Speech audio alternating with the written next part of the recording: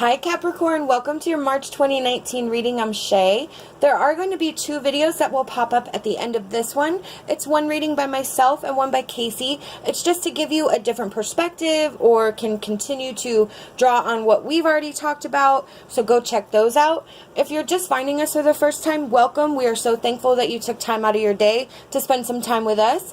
And if you're returning to us, thank you so much for all your comments. And we just love this community that we're building right now, and it's just so positive and amazing. So thank you so much for that. Let's go ahead and just get into it.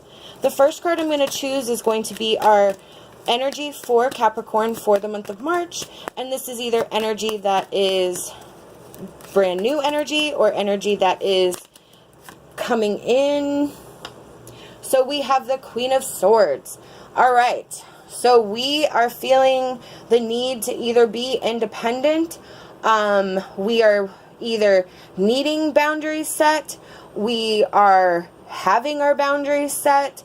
We are needing to be somewhat in a more unbiased place where maybe we need some more free-spirited energy. We need to communicate better. So let's see what else is going to come up, and we'll see if we can figure this out. Okay, so the Nine of Cups is about us being content and satisfied. It is about feeling grateful and thankful for everything that we have. So let's keep going, see how we can draw this out. Okay, we have the Five of Pentacles, so we're not seeing something clearly. We're not looking at the picture from the right circumstance. We are looking at it from where we are. We are not seeing things as they actually are.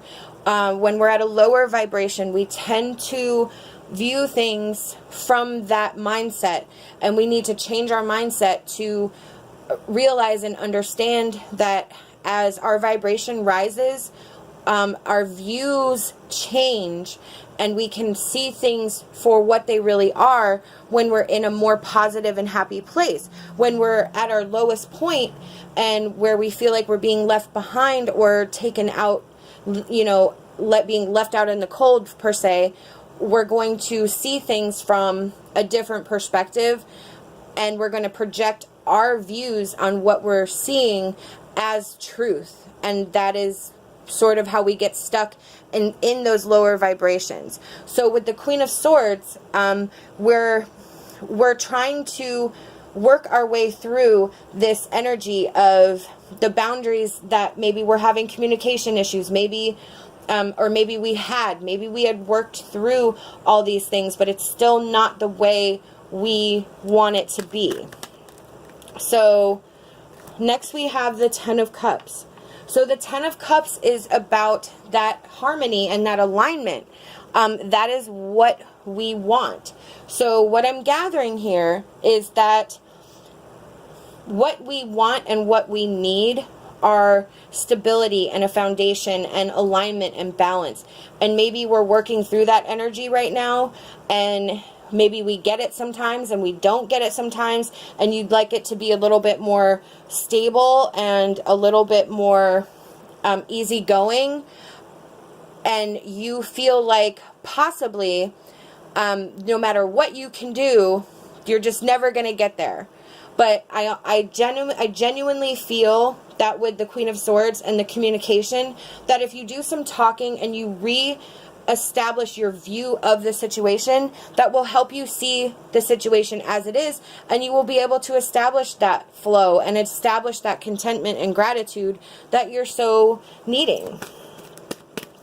So let's see what else we got. This is our emotion card for Capricorn. Okay, hole in the soul. Alright, so the hole in the soul generally represents wounds from our childhood that we carry on into adulthood. One way your childhood wounds disrupt an extraordinary life is through low-grade depression, experienced as a perpetual empty feeling. If as a child you tried to make everything right by picking up the pieces of your family dramas, then you adopted a false self. When you lose your authentic self, you disconnect from your true feelings, needs, and desires. Instead, you wear a mask to make others feel more comfortable. Being detached leads you to profound loneliness and isolation, as you are always mourning your true self. This card encourages you to discover your true self through learning about your childhood and mourning the abandonment and neglect that you felt. So that goes with the Five of Pentacles about being left behind, being abandoned. So what I feel that you're working through are some issues from your childhood that have carried on into your adulthood that make you see things, again, from that different perspective and not how they actually are. And if you work on healing those childhood issues, it will help you heal and release that energy, and then your vibration will rise and you will see things in a more truer sense of how they actually are. And it seems like if you have more direct communication, if you think and establish a more direct thought process, that you will be able, that will assist you in this healing process. So the next card is going to be our Wisdom of Avalon Oracle card. Okay, we have the Goblin, which is the wounded human ego. And that, again, goes with exactly what we were just talking about with the hole in the soul. It is the human ego, and it is wounded. When the goblin appears on your path, your plans are or about to go awry. The goblin wants to lead you astray and whispers the negative spell of fear, anger, resentment, self-righteousness, arrogance, selfishness, greed, gluttony, procrastination, and addiction. When the goblin appears, it's time to stop what you're doing and check your motives. Are you coming from an ego-centered place? Are there circumstances in your life triggering unresolved past issues that still need healing? Yes, hole in the soul. Five of Pentacles. Now is the time for self-evaluation and taking inventory before you take another step. The goblin represents the wounded ego and its influence. Dark, repressed areas of the psyche gets triggered, either in you or warning you of a dynamic between you and someone else. Do nothing. Stay still. Send loving energies to yourself and others, and remember the divine connection in all things. The goblin will disappear and lose power when you focus on love and fairness. And so that's exactly what we're talking about. If you send love to yourself, start loving yourself and healing those wounds from your past, it will release it and allow light to come in, and it will raise your vibration, and you won't feel so abandoned, you won't feel so lost. You'll be able to then have better communication in your relationships, be able to better handle when issues come up, which will leave you feeling more content and satisfied and more aligned in your life and in your relationships. The next card is going to be our Ascended Masters Oracle card. Positive change. Yes. So Spirit is saying we need to have positive change in our life. We need to send loving energies. We need to send loving energies to our family, to our friends, and most importantly, to ourselves. That is how we begin, is with ourselves. Let go of procrastination or perfectionism. Break your major goals into baby steps and take one step at a time.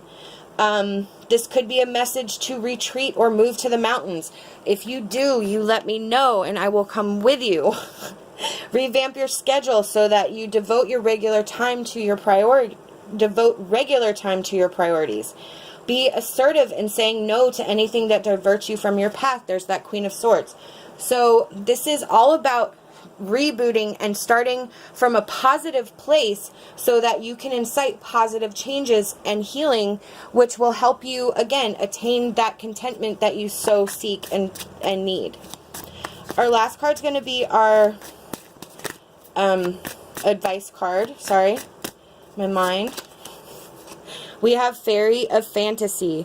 You have a huge appetite for life, so explore the pathway that is right for you at this time. So Spirit's saying it's time to step out. It's time to experience new things, and that will help you on this journey as you go. You will begin to see things differently. Again, there's that perspective that we keep talking about.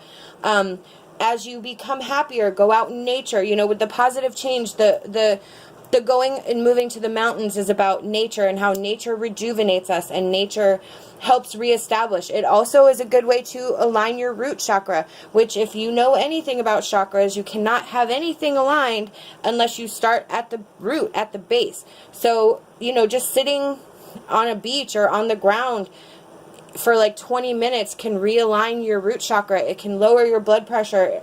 You start breathing deeply and you are able to think more clearly and efficiently. So I definitely know that there's some work ahead of you, but it's very positive in that if you do the work, you will get there. These are the messages I've been given by Spirit, and I really hope that it resonated with you. If not, remember to go check out Kacee's reading for that alternative perspective. And we hope that you like this video and you'll subscribe to our channel. Love and light and my hopes for a fantastic rest of your day.